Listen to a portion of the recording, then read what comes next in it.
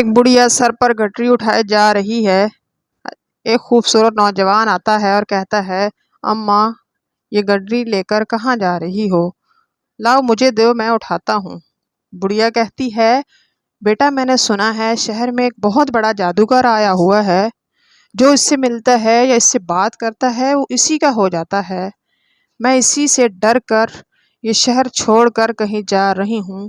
منزل پر پہنچ کر اس نوجوان نے بڑھیا کا سامان سر سے اتارا اور اس سے اجازت چاہی۔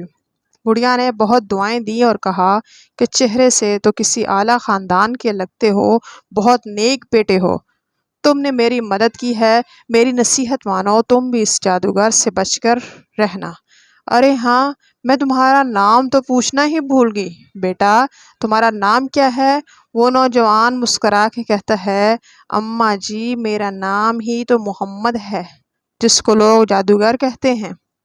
یہ سنتا تھا تو بڑھیا نے کہا، اے اللہ کے نبی صلی اللہ علیہ وآلہ وسلم، پھر مجھے بھی کلمہ پڑھا دو، سبحان اللہ، لا الہ الا اللہ، محمد الرسول اللہ۔